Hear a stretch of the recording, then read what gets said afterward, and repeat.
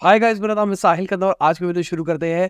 सबसे पहली न्यूज़ है सऊदी अरामको की, जो कि दुनिया की सबसे प्रॉफिटेबल कंपनी हुआ करती थी एक जमाने में। अभी के टाइम पे जो उनका प्रॉफिट है वो 38% घटता हुआ दिखाई दिया है सेकंड क्वार्टर के अंदर। और ये जो आपको नंबर इतना ज्यादा घटता हुआ दिखाई दे रहा है, इसका रीजन क्या है? मार्जिन कम हो गए हैं। जो क्रूड ऑयल के प्राइसेस है वो कम थे, साथ में जो रिफाइनिंग और केमिकल का मार्जिन था वो भी कम हो गया।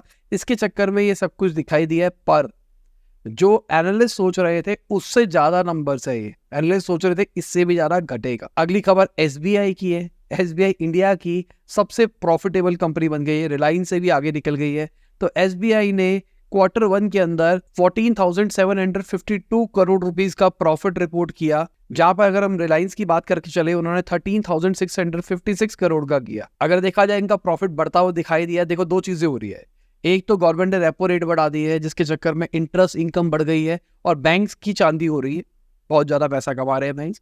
दूसरी साइड पे जो रिफाइनर्स है उनका थोड़ा सा बैड बज रहा है, क्योंकि अभी के टाइम पे वो उतना पैसा नहीं कमा पा रहे। रिलायंस का जो असली प्रॉफिट आता था वो ऑयल बेच के आता था, पर अभी जैसे हमने देखा सऊदी अरामको का प्रॉफिट कम हुआ है, तो रिलायंस का भी वही इंपैक्ट हुआ है। तो रिलायंस का प्रॉफिट घटा है।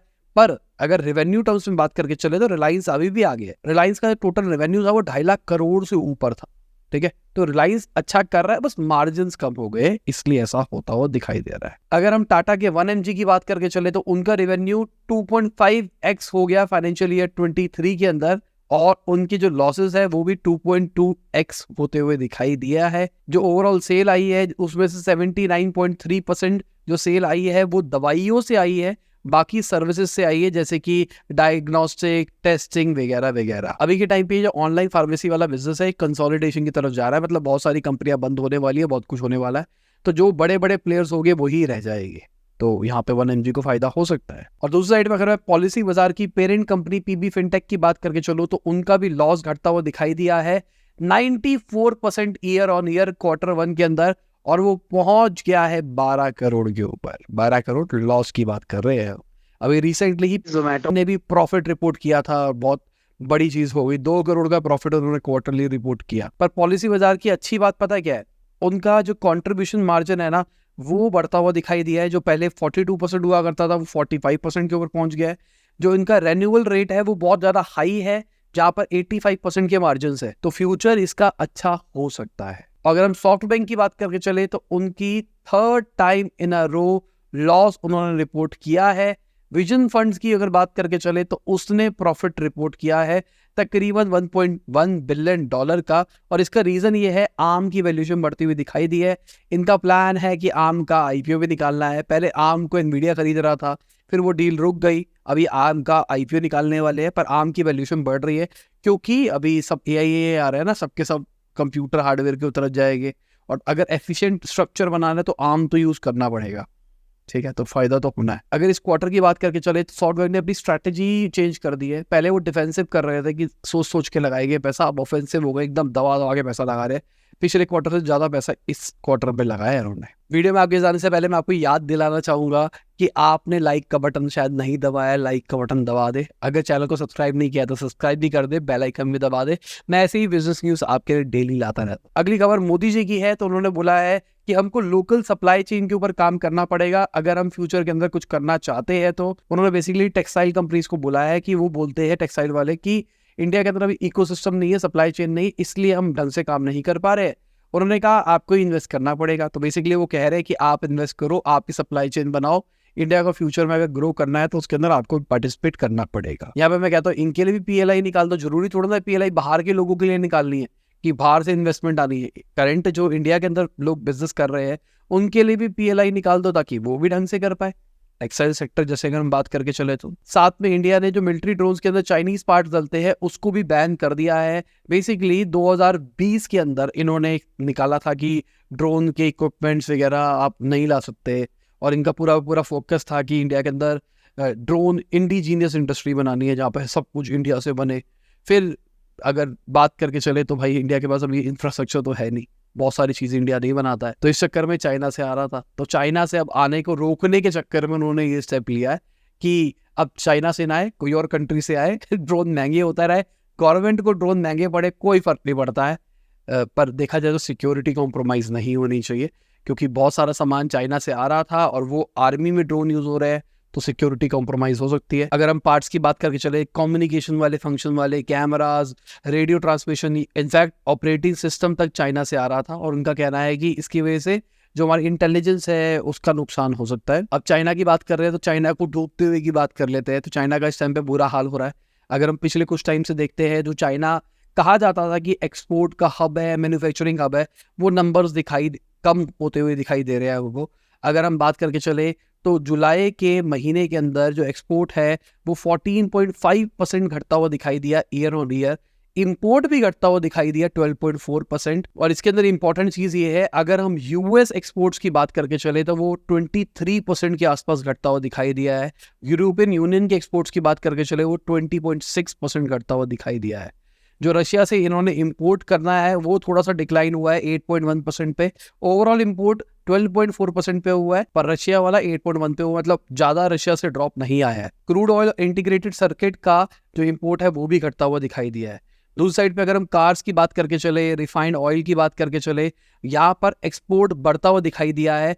और पेपर पल्प, कोल प्रोडक्ट्स, एडिबल वेजिटेबल ऑयल, यहाँ पर इंपोर्ट में ग्रोथ दिखाई दी है। बाकी ओवरऑल देखा जाए तो चाइना की इकोनॉमी नीचे की तरफ जाती हुई दिखाई दे रही है। एनालिस्ट जितना सोच रहे हैं उससे भी ज्यादा नीचे जाती हुई दिखाई दे रही है। दूसरी साइड पे अगर हम यूएस की बात करके चले तो डेट ट्रैप में फंसा हुआ है। अभी पहले वहाँ का बैंड बजा पड़ा था, तो एक उन्होंने बिल पास किया अपने डेट को बचाने के लिए। अभी एक नया आंकड़ा निकल के आया है जिसके हिसाब से जो कंज्यूमर क्रेडिट कार्ड डेट है वो $1 ट्रिलियन पे पहुंच गया है। ये पहली बार ऐसा देखने को मिला है। अगर हम बात करके चले, पिछले साल से 17% ये राइज होता हुआ दिखाई दिया है। 18 से 29 साल के जो यंग अमेरिकन है वो बहुत ज्यादा कार्ड डिक्लाइन कर रहे हैं Q1 ऑफ 2023 के अंदर। तो ये नंबर्स अच्छे नहीं हैं अगर डिक्लाइन होता है।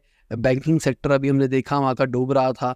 अभी अगर ये नंबर्स और बढ़ते हैं, क्योंकि $1 ट्रिलियन इतनी बड़ी इकोनॉमी में इतना बड़ा फर्क नहीं पड़ता, पर $1 ट्रिलियन बहुत बड़ा फर्क डाल सकता है और पूरी दुनिया के अंदर पैनिक सिचुएशन भी क्रिएट कर सकता है। कैनवा बच्चों के लिए होता है, असली डिजाइनर तो फोटोशॉप यूज करते हैं। क्या आप भी स्मिथ को मानते हैं? आज के टाइम पे आप कैनवा पे ऐसे डिजाइन कुछ ही मिनटों के अंदर बना सकते हैं। आप कुछ ही मिनटों के अंदर अपना 30 दिन का सोशल मीडिया कैलेंडर रेडी कर सकते हैं। ज्यादा जानने के लिए नीचे लिंक पे क्लिक करें। अगली खबर बेंगलुरु से है। बेंगलुरु 2000 करोड़ रुपया एनुअली लूज करता है अपने ट्रैफिक की वजह से। भाई बहुत बुरा हाल रहता है ट्रैफिक का बेंगलुरु में देखा जाए तो। अगर देखा जाए तो बेंगलुरु का साइज बढ़ा है बहुत ज्यादा तेजी से। 88 स्क्वायर किलोमीटर का होता था जो कि पहुंच गया है 985 स्क्वायर किलोमीटर 2023 के अंदर। और अभी प्लान है कि इसको 1100 स्क्वायर किलोमीटर तक ले जाने का। ये जो लॉसेस कहे जा रहे हैं ये traffic delays, signal issues, fuel consumption जैसी चीजों के हैं। तो भाई ये तो एक बड़ा नंबर है देखा जाए। अगली खबर पेटीएम पेमेंट सर्विस की है। तो उनके जो ऑडिटर है PwC, उन्होंने रिजाइन कर दिया है और नए ऑडिटर आ गए हैं। उन्होंने पहले ही बोल दिया था PwC के जैसे ही 5 साल कंप्लीट हो गए, जो भी उनका 5 साल का टर्म है, हम नए ऑडिटर को लेके आएंगे। वही यहाँ पे देखने को मिल रहा है। तो ये लिस्टेड कंपनी है तो फाइलिंग करनी पड़ती है, इसलिए नंबर ये आंकड़े निकल के आ रहे हैं, सुनने में आ रहा है। अगली खबर मून लाइटिंग की है। तो बहुत टाइम के बाद मून लाइटिंग वाली खबरें निकल के आई है। तो मून लाइटिंग जो कर रहे थे कोविड के टाइम पे, उनके ऊपर इन्वेस्टिगेशन बैठाएगी गवर्नमेंट। अभी इन्वेस्टिगेशन ऐसे नहीं बैठ रही है, बेसिकली समझा देता हूँ क्या होता है। अगर आप किसी कंपनी में काम कर रहे हो, अच्छी कंपनी में काम कर रहे हो, तो वहां पर आपका TDS कटता है। अब साल के एंड में आपको एक डिक्लेरेशन फॉर्म देना पड़ता है कि आपकी कहाँ कहाँ से क्या क्या इनकम हुई। तो बेसिकली जिन्होंने मून लाइटिंग करी उसमें से बहुत सारे ऐसे लोग हो गए जिन्होंने अपनी कंपनी को डिक्लेयर ही नहीं किया हमने मून लाइटिंग करी, यहाँ से इनकम करी। अगर वो नहीं किया तो उनका टैक्स नहीं गया, और टैक्स नहीं गया तो उन्होंने टैक्स की चोरी करी।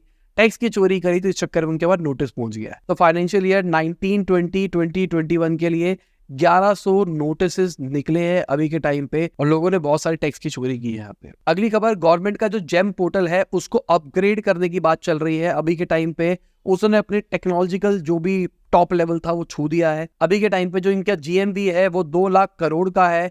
अगर हम बायर्स की बात करके चले तो 70,000 से ज्यादा बायर्स है, 6.5 मिलियन से ज्यादा सेलर्स है और सर्विस प्रोवाइडर है। 8 लाख से ज्यादा स्मॉल एंटरप्राइजेस यहाँ पे रजिस्टर है। तो बेसिकली आर्किटेक्चरल लिमिट छू दी है, मतलब इससे ऊपर कैपेबिलिटी जो टेक्नोलॉजी है वो नहीं जा पाएगी। तो इसको बचाने के लिए TCS को बुलाया गया है ताकि नया स्क्रैच से इसको बिल्ड किया जाए, कहा जा रहा है ओपन सोर्स टेक्नोलॉजी पे इसको बिल्ड किया जाए एपीआई के ऊपर, ताकि सीमलेस चले और फ्यूचर की स्केलेबिलिटी को भी ध्यान में रखते हुए काम करे। अगली खबर मिस्टर बीस बर्गर की है। जो मिस्टर बीस है उन्होंने एक कंपनी के साथ में कोलैबोरेट करके मिस्टर बीस बर्गर निकाला था।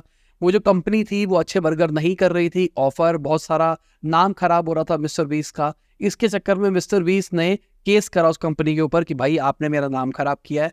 अब कंपनी ने काउंटर केस कर दिया है इनके ऊपर $100 मिलियन का, कि आपने जो हमने टर्म्स एंड कंडीशन बनाई थी किस तरीके से प्रमोट करोगे, आपने ढंग से हमको प्रमोट नहीं किया है, आपने हमारा नेगेटिव वर्ड ऑफ माउथ किया वगैरह वगैरह। देखो सिंपल सी बात, प्रोडक्ट की क्वालिटी नहीं जा रही है तो बंदा तो परेशान होगा ही ना। अगर देखा जाए ये 20 बर्गर जो था ये क्लाउड चेन थी, 2020 के अंदर इसको शुरू किया गया था और हजारों लोकेशन के ऊपर इसको चालू किया गया था। मिस्टर बीस के जो फैंस थे वो सीधा सीधा इनके पास आ रहे थे, तो ट्रैफिक आ रहा था, मार्केटिंग हो रही थी, पर क्वालिटी डिलीवर नहीं हो रही। अगली खबर न्यूरालिंक की है। तो उन्होंने $280 मिलियन रेज किए हैं पीटर थियल के फाउंडर्स फंड से। अब बताया नहीं गया है कि कितनी वैल्यूएशन के ऊपर फंड रेज किए गए हैं, वो अनडिस्क्लोज है, पर पैसे रेज किया गया है। ये अच्छी डायरेक्शन में जा रहे हैं, ह्यूमन ट्रायल तक पहुंच गए हैं। जिनको नहीं पता थोड़ा समझा देता हूँ। न्यूरालिंक चिप बना रहा है, आपके ब्रेन के अंदर लगेगी और आपके ब्रेन को कंप्यूटर से कनेक्ट किया जा सकेगा। बेसिकली आपके ब्रेन के अंदर क्या चल रहा है उसको कंप्यूटर समझ पाएगा और उसको कुछ कमांड्स दे पाएगा। अभी के टाइम पे कहा जा रहा है जो लोगों को पैरालिसिस है, डिसेबिलिटी है, उनके लिए मदद करेगा। मान लो किसी के पैर नहीं ढंग से काम कर रहे, तो एक चिप ब्रेन में लगाई जाएगी, कहीं और लगाई जाएगी और वहां से कनेक्शन होगा, जिसके चक्कर में वो सोचेगा तो उसका पैर हिलेगा, उठेगा। बहुत बड़ी चीज़ है फ्यूचर के अंदर। तो ये टेक्नोलॉजी मुझे ऐसा लगता है अगर ढंग से सब कुछ सही चलता है तो मैट्रिक्स वाले लेवल पे भी जा सकती है, जहाँ पर हमको बुक्स वुक्स कुछ नहीं पढ़नी पड़ेगी। हम सब अपलोड हो गया है, सारा कंटेंट पड़ा है। ए सीरी ये कर दे, मेरे दिमाग में डाल दे, ए सीरीज ये क्या हुआ था, मेरे दिमाग में हमेशा सब कुछ एक्सेस रहेगा। मस्त लग रहा है ना चीज सोच के भी। अगली खबर मार्केट की है। तो मार्केट घटती हुई दिखाई दी। जो इंडेक्सेस है निफ्टी और सेंसेक्स वो घटते हुए दिखाई दिए। पर अगर मैं मिड कैप स्मॉल कैप की बात करके चलूँ तो वो हमको थोड़े से बढ़ते हुए दिखाई दिए। मार्केट घटने का एक बड़ा रीजन देखा जाए तो चाइना से जो डेटा निकल के आया है वो सही नहीं है, उसका इम्पैक्ट कहीं ना कहीं इंडिया के ऊपर दिखाई दे रहा है। देखो जब तक आरबीआई की मॉनेटरी पॉलिसी नहीं आएगी कि भाई रेपो रेट बढ़ रहा है नहीं बढ़ रहा, तब तक तो सबके सब ग्लोबल क्यूज के ऊपर ही खेलने वाले हैं। ग्लोबल क्यूज क्या आएंगे उसके हिसाब से सब कुछ डिसाइड होने वाला है। अब ग्लोबल क्यूज में जैसे कि वीक यूरोपियन मार्केट चल रही है, एशियन मार्केट सही से काम नहीं कर रही है, या फिर अभी हमने जो यूएस का सुना है, उन सारी चीजों का कहीं ना कहीं मार्केट पे इंपैक्ट पड़ने वाला। बाकी आप देख सकते हैं कौन थे टॉप गेनर्स, कौन थे टॉप लूजर्स। तो इसी के साथ आज की वीडियो खत्म होती है। उम्मीद करता हूं आपको मजा आया होगा। लाइक कर देना, शेयर कर देना, कमेंट बताना वीडियो कैसी लगी। बाय, गुड नाइट, शबा, गुड आफ्टरनून, जब भी वीडियो देख रहे हैं। जय हिंद, वंदे मातरम।